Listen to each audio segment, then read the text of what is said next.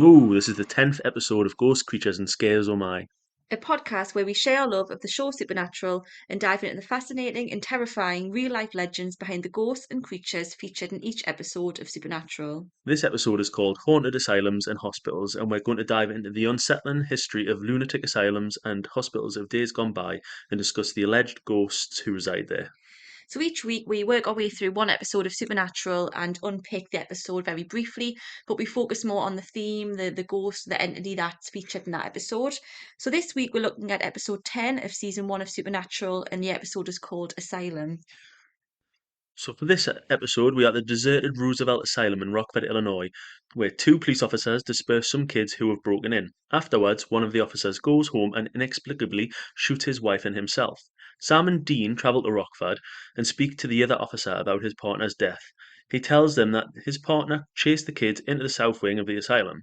With some investigating into the history of the asylum, Sam and Dean uncover the presence of an evil doctor who would experiment on his unlucky patients and is still roaming the corridors of the asylum looking for victims. The brothers battle to defeat the spirit for good. So I feel like this is one of my favorite episodes, and sometimes it's very tenuous the links that I've got to make because I struggle to find stories, but I knew as soon as I got to this episode, I thought there's going to be absolutely loads for asylums and hospitals because there's such places of misery and Which death. place of death, yeah. Always Yeah, going to be loads of ghostly and eerie presences in those sort of places, isn't there? yeah, and I think I was just thinking it reminds me. You're not a big American Horror Story fan, but have you seen season 2 Asylum? Watched a few episodes. So yeah, that is really like harrowing and quite. I know it's quite over the top, but I feel that they do capture that spirit of how awful it must have been to be in these asylums. And think of films like One Flew Over the Cuckoo's Nest with Jack Nicholson. That's one of my favorite films. The Simpsons parody it. Yes. Anyway, we'll get on to it. We're going to do a little bit of a history into to asylums and especially asylums with some hospitals, and then we've got some creepy cases from real life locations around the world. So, for centuries, asylums have been used as a way of treating the mentally ill. However, often these establishments have been more about containing these people rather than curing or helping them in any kind of way. Throughout history, asylums were a place where those suffering from mental difficulties were sent to and left to deteriorate in a very often state of neglect and overcrowded, unsanitary conditions. Sadly, too often, individuals were sent off to asylums when they weren't even mentally ill. This could be women who'd had children out of wedlock, women suffering from postnatal depression, and tragically, people with learning difficulties or physical disabilities, amongst many other nefarious reasons. Sometimes the unhygienic, poor living conditions were only one worry for those unlucky enough to be locked up in a historical asylum. There is a tragic and despicable history of so called medical professionals carrying out questionable and sometimes downright unethical procedures on patients in the name of curing them.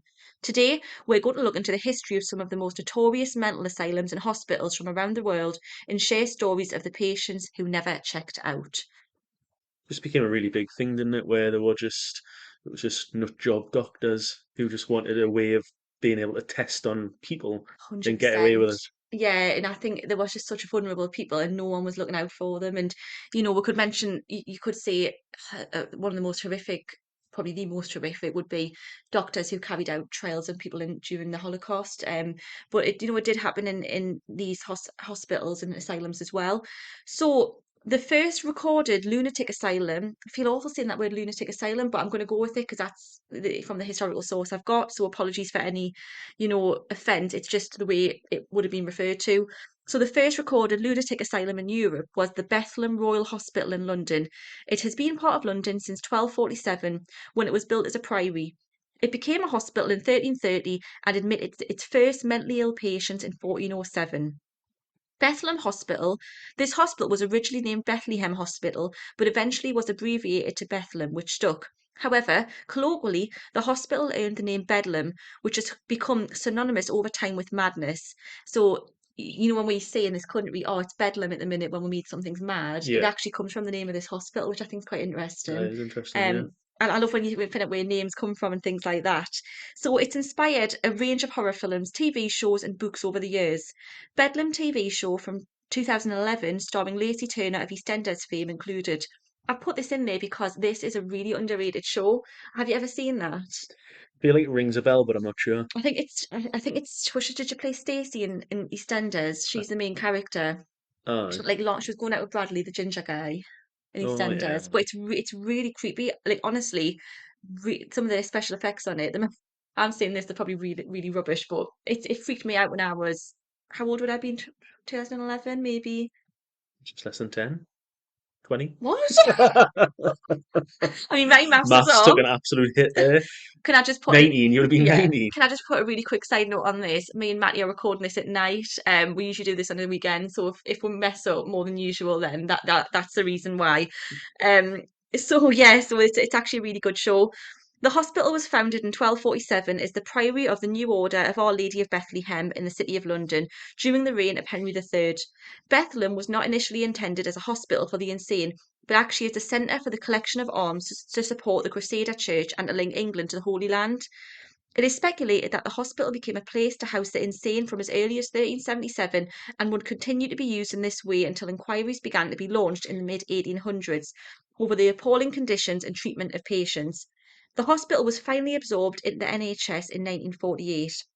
So in 1675, I'm going to go back a little bit, the facility, shabby and in desperate need of additional space, moved north of London to the Moorfields.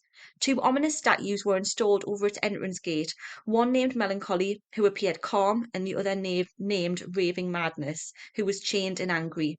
As ever more schizophrenics, epileptics, and those with learning disabilities crowded into the facility, Bethlem twisted into Bedlam, and a patient treatment took a turn for the sinister.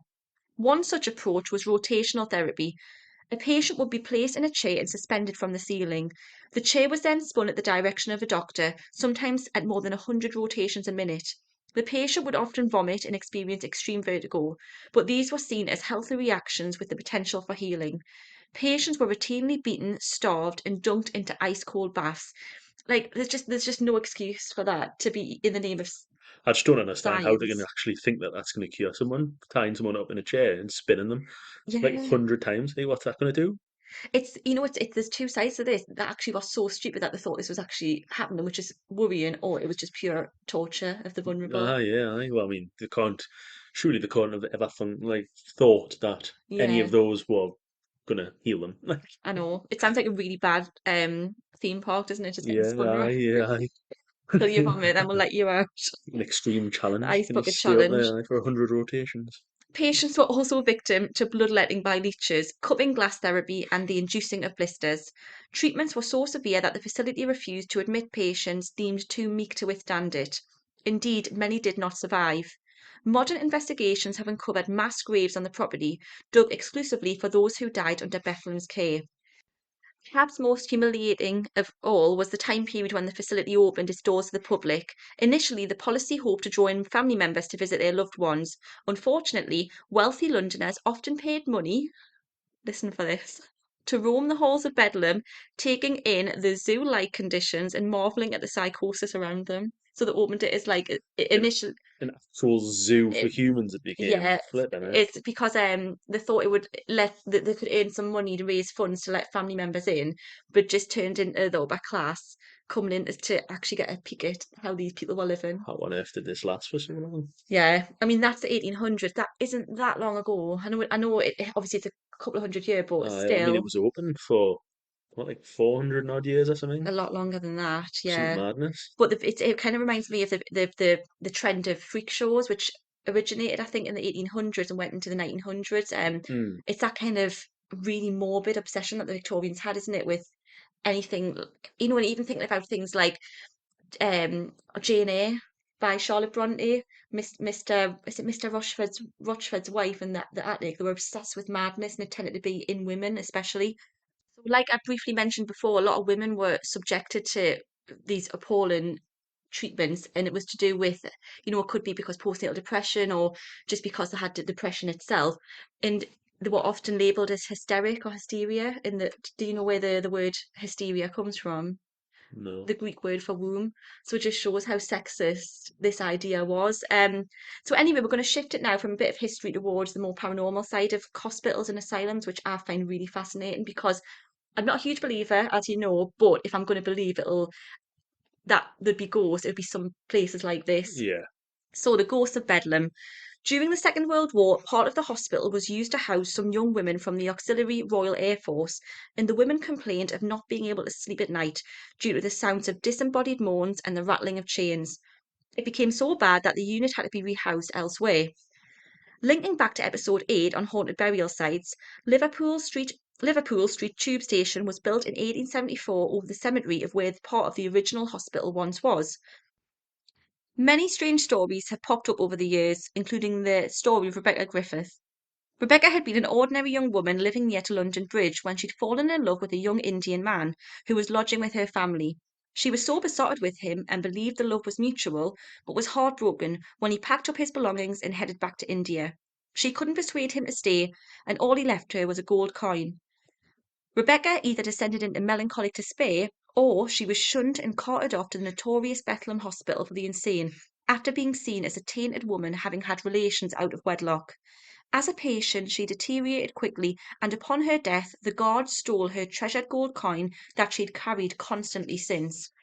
Soon, rumours sprung up that as a result of not being buried with her coin, Rebecca's ghost was haunting the corridors of Bethlem.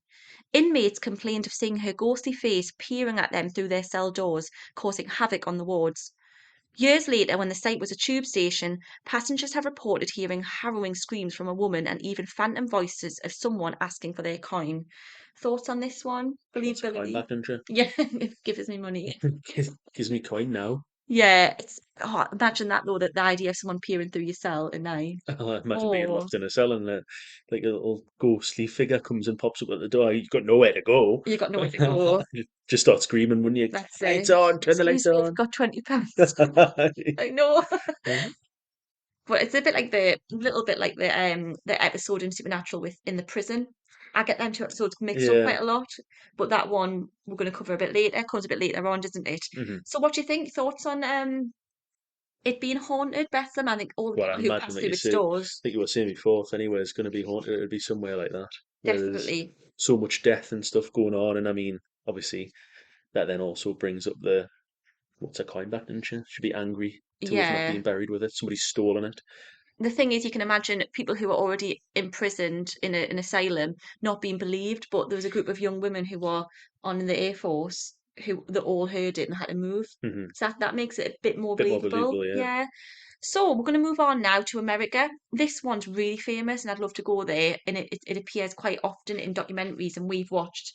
We're big fans of BuzzFeed, aren't we? Especially when they do the Supernatural and they've been there. So this is Waverly Hills Sanatorium, and I actually purchased a book off Amazon for this one because it was just full of brilliant stories of different locate hospitals, sorry, and asylums from around the world. So this book is called Real Haunted Hospitals and Mental Asylums by Zachary Knowles. So this is a very famous institution and perhaps the American version of Bethlem Hospital. We've had a chat about BuzzFeed there. There's lots of other paranormal teams who visited here, and they even opened the hospital now. Obviously, it's not open to patients as a kind of museum that they do historical tours in the daytime and they do ghost tours in the nighttime, which I think is really, really interesting. And that Hmm. helps fund the running of this hospital, or historical site, I should say. And some of these teams they've actually experienced things like balls being thrown from the shadows and unexplainable bangs. So, a bit of history. In the early 1900s, tuberculosis was ravaging the US with devastating outcomes for those who were unfortunate enough to catch the contagious disease. In 1910, Waverly Hills Sanatorium opened in Jefferson County, Kentucky, to care for the afflicted. However, patients were contained rather than cured. Diagnosis of TB meant certain death, and the hospital was designed more to keep the sick away from the rest of the population than to cure anyone. Patients were treated with plenty of rest and fresh air and were locked away. Sadly, staff were often stricken with the disease from working in close quarters with victims, and even more tragically, children of the ill, who had no one else to care for them, were housed in a segregated part of the hospital. Until the popular use of antibiotics in the 1960s, patients had a dismally low survival rate, and a last chance tactic to help a dying person was to remove some of their ribs to allow their fluid filled lungs to expand. That's horrendous, isn't it? That's grim, It like. was, it was in the UK, obviously, as well, an awful disease. And like they say, there was no antibiotics, so they just had such a low survival rate. This almost always ended in death.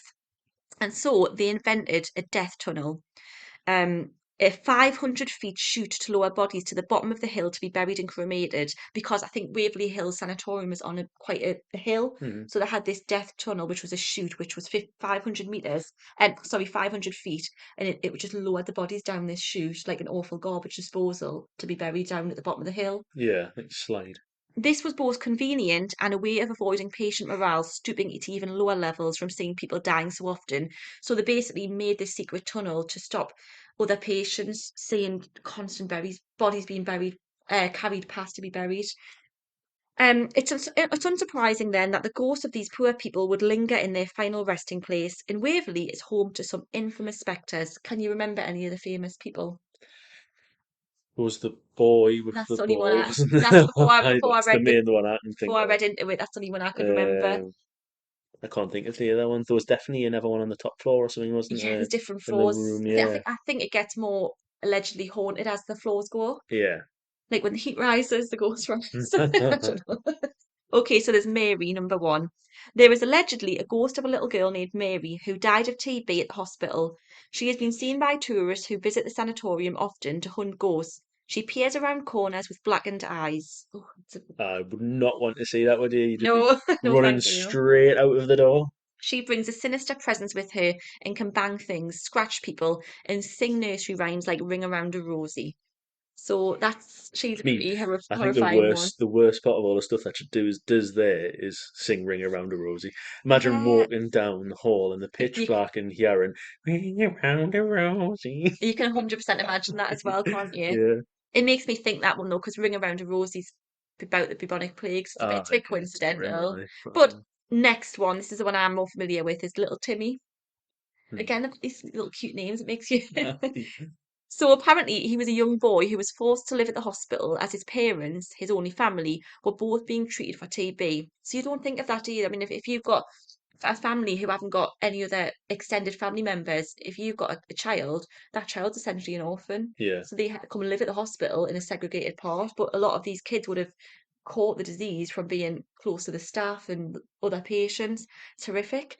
Apparently, a nurse took a shine to him and would often play his favourite game of pass the ball back and forth. Horrifically, Timmy died from falling over the roof where the children's playground was and has haunted this place ever since.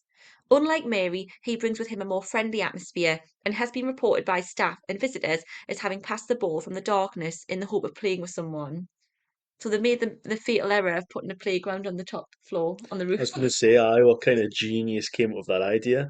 Let's put the playground for kids on the roof. We'll just put like the the swing, just like an infinity slide going. Yeah, you swing, you take taking your life into your own hands. But bless him though, he survived TB just to fall off a roof. I know. So like no wonder he's like lurking around. So he apparently when you see him, he will if you throw a ball in the darkness, it'll I throw a flip it ball back. back. Yeah, we Aye, saw that, fitting, didn't didn't it? we? Yeah. And lastly, perhaps the more sinister tale has been Room 502. This emerged from Waverley and it's the harrowing legend of Room 502. Over the years, this room in particular has become a hotbed for paranormal activity and has generated a cult following by ghost hunters and those fascinated by the paranormal. According to the stories, in 1928, a 29-year-old nurse tragically took her own life by leaping from the window of the room or hanging herself. The story can change according to who tells it. It was alleged that she'd become pregnant out of wedlock by one of the hospital's doctors or superintendent and had succumbed to depression and desperation when she realised that he would not acknowledge the pregnancy or support her. Quite similar, in 1932, another young female nurse took her own life in the very same way, but she'd been perfectly happy, according to reports, that very day. This led to whispers of the room being haunted by the pregnant nurse, or even worse, possessed by a far darker spirit that wanted to lure people to their death. So I looked online for some real life stories, and there were quite a few on Reddit. So Reddit's one of them things. It's obvious, it's a very unreliable source. However, if you coming at this as from an angle of people telling their own stories, and it's a platform for people to share them, Mhm. you've got to take with a pinch of salt. But these ones I came across, there were some that I thought were quite believable from the Waverly Hill Sanatorium. So a lot of people talk about it, and people say that when they've been either working on set or when they've been on one of these tours, they talk about these looming humanoid black masses in disembodied voices, often manic laughter and whispering in the ears of visitors. So shadows, laughter, whispering in the ears, quite horrific stuff. Very creepy anyway. Aye. And these were people who had, like I say, working there or on location. There was witnesses have reported seeing a clear apparition of a woman in white in the room and peeking out from the doorway. But more commonly are stories that an angry voice will shout, "Get out!" or whisper threats in people's ears. Get out! I'm going to steal your lunch money. Yeah. Just whispering in their ears. You ugly. Well, that's not a threat. Get out. We're gonna hurt your feelings. Yeah. Okay, so we're going to go very close to home now. So ridiculously close to home. We're coming back to good old Heaven, Ellison Hall in Heaven. We have talked about this because we did. I think it was episode 3 when we talked about the Got the haunted lake, yeah. lakes in our Heaven's where we live. And I was walking through the park today with our daughter. Really lovely autumny day, and I actually pass this every time I go on a walk. It's a really beautiful old building that's sadly kind of been. It was converted to flats, but I don't think that in amazing condition. But anyway, Ellison Hall. This is a 17th century manor house in Heaven Park that was once owned by the Ellison family. One of the family's son returned home from World War One alive, and the father was so grateful that he donated the land around the home to the locals of the town, and it's been a park ever since. Over the years, the house has been used as a hospital and then as a Masonic hall, and now it's been converted into apartments. Recently, there were ghost tours happening there, and it's actually got quite a reputation amongst locals for being haunted, especially by those who met their fate when it served as a hospital. There have been reports of a phantom sound of a horse and carriage making its way up the stone path of the house, and the Grey Lady, who appears on the staircase and around the property. Rumoured to have been a nurse during World War One, and having lost her lover in the war, she ended her life due to grief and haunts the site ever since. It's always that kind of story, isn't it? It's always a lady in grey or white who's tragically either been murdered or taken her own life. Hmm. It's a bit of a cliche, but this is a legend that's grown up around it, and it was. And the thing is, a lot of these places that we discuss, they're from far flung places in the world. We can't really verify it, but I actually have heard a lot of people who are quite reliable people who say, yeah, actually, I've heard of this. This happened to someone I knew. But again, it's someone they knew. It's Yeah. never It's first never hand. them. So it really fascinates me, this place. I walk past, and this is really sad, that I try and look in the windows to see if I can see like a grey lady peering out. Ghosts looking out at you, Yeah. waving. But then I sometimes get scared in my own little brain that if I see one, I'll be flipped, I'll be flipped and I'll be inside the house. And Or they'll it'll follow you home. Don't be bringing any ghosts home. Nah, I wouldn't follow me home, I don't think. Not if it gets to live in there. I'd If it rather live starts there than following here. you home, you're not allowed to come home. Yeah. I locked the doors. I'll just go and live there. It's like a Uh, mansion, isn't it? I've got to say, like, I've walked past there a lot of times and never once heard any horses and carriage like. Oh, well, obviously not. It would be, I'm guessing, in the mid when the clock strikes midnight or 3 in the morning or something. We lived right near there at one point. We did actually, yeah, that is true. We did actually live on the corner. For that I did enjoy living there. It was nice, right near the park. Yeah. But anyway, my parents they knew someone who worked there because it was a Masonic hall for a lot of time, a long time, sorry, and they used to have things like wedding receptions and that kind of thing. And apparently this woman who my mum says, she's just a no ordinary woman and wouldn't make something up. She was walking up the stairs with a mop or something, and then the door just opened for her and she said thank you, and then realized she was totally alone and the door had opened for her. That's an alright ghost, isn't it? Polite. Well, we're friendly up north. Geordies are quite friendly, aren't they? So think Geordie Ghost would be nice. Yeah. So, and lastly, before we move on, the stonemasons or the Freemasons, one of the two. I think it's stonemasons. No, Freemasons now, isn't it? It used to be stonemasons. They were that was their meeting ground. Meeting grounds. Meeting For the ground. vampires. Yeah. I am absolutely fascinated by anything like this, like Illuminati, and apparently they've got secret handshakes that if you shake the hand, there's a certain pressure point, and they know all these secrets about things. I don't know if it's true. Hope so. Well, are you in it? Oh yeah, I definitely. They don't let women in, so I may do a Mulan one day and just infiltrate. Mulan. Mulan, yeah, Mulan. Mulan. Mulan. I'll do a Mulan one day. Make my Sorry. way down there. Give the secret handshake. You know what it is? If I had to take my makeup off and tie my hair and put a cap on, I probably would just be Easy one of the eye. lads. That's straight off. Yeah, anyway, let's move on. So we've got, I thought it'd be interesting. We've done quite a lot of history there. I really want to get back to the paranormal side of things. So I did find some real life stories of people who've experienced spooky things going on and more in hospitals all this time. So this I took from it's from a site called thoughtcatalog.com, and the guy who compiled it is called Eric Redding. So I was a new nurse at our hospital and had only been working there a couple of months. I brought back a patient of mine up to day surgery from the ER for an endoscopy, and they called back down and asked me to bring her family up because she only spoke Italian and not enough English, and they needed someone to consent for the procedure. After dropping them off, I walked past the waiting room to head back down the hall to the elevators. I took the back way to get to the ER, and the hallways were all deserted. It used to be the paediatric wing of the hospital, but it's all been shut down for years, and the rooms were just empty and full of broken equipment and beds and rubbish. As I reached the old nurses' station of the T junction between the paediatric hallway and the hallway that goes down to the elevators, I saw a little girl standing across from the nurses' station further down the hall. She had big pigtails and was wearing a brown dress, white shoes, holding a teddy bear. I thought perhaps she was a family member who had walked away from the day surgery waiting room. I was concerned that she would go into one of the rooms and get hurt or get lost. So I said, "Hey, little girl, what are you doing? You don't need to be over there. You're going to get hurt." And I walked around the nursing station to go grab her hand and bring her back. I kid you not, she vanished as I got about 15 feet away from her. Every hair on my body stood up straight, and I turned and ran like a bat out of hell down to the elevator. I pounded that button for what seemed like an eternity until the elevator got to the floor. As I got back to the ER, I walked up to the nurse's desk, white as a sheet, and one of the older nurses looked at me and said, "Jesus Christ, what's wrong with you?" I remember babbling like an idiot as I tried to tell them what had happened.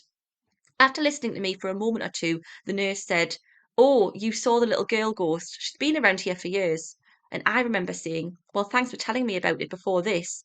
Apparently, the ghost has even been seen down in the ER, ducking in and out of the patient rooms and peeking around curtains. My wife worked up on the seventh floor, and she said that one time on nights, a whole row of patient rooms started yelling about a little girl that was running around in the rooms. Not being funny like, but surely that should be the first thing to tell you when you Yeah, start there. By the way, if you see a little girl ghost, don't worry about it. She's friendly. She won't hurt you or anything. Just get on with it. yeah, I mean, exactly. don't get it as well. Like, the last thing I'd be doing is getting inside of a lift. I'd 100% be going down the stairs, sprinting as quickly as I could. Because imagine if you got in the lift and she came in with you. So do you believe it? Well, there's not a girl ghost. Probably not. Yeah. Hey, you meant to big my stories up and tell all the three people who are listening how much you believe in them. Oh yeah, it's definitely believable then. Yeah, and so 100%. in my defense, there's a lot of I could have dived into the history a bit more, but I'll let you give a bit of a balance because I love the history. I'm aware not everyone does, and I wanted to get some paranormal stories in there as well.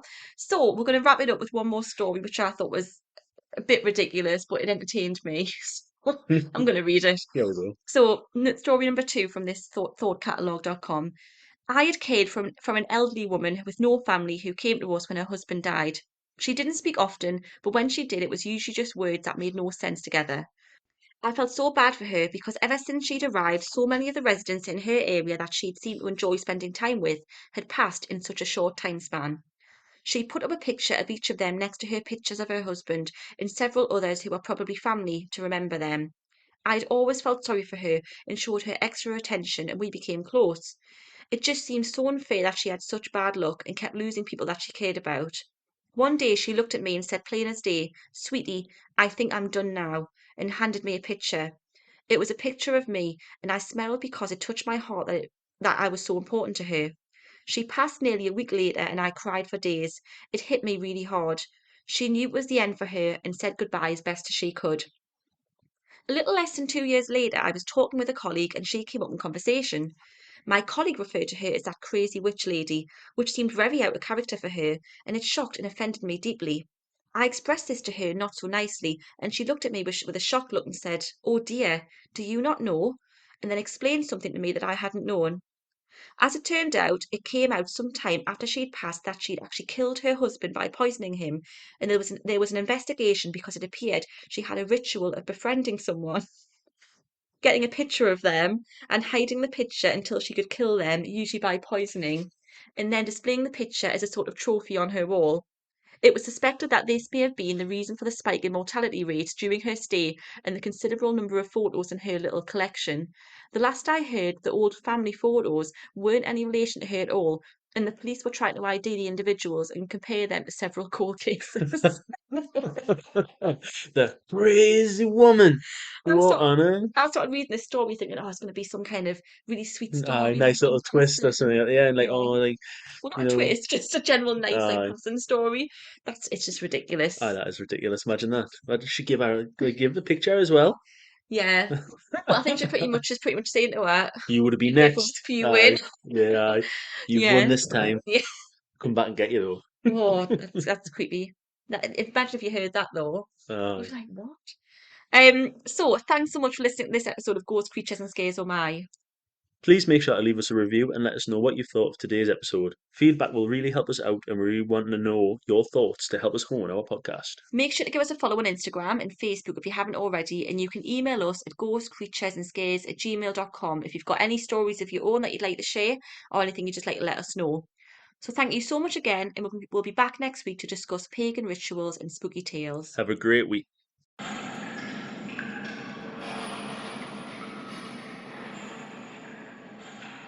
Ooh, this is the 10th episode of Ghost Creatures and Scares Oh My. A podcast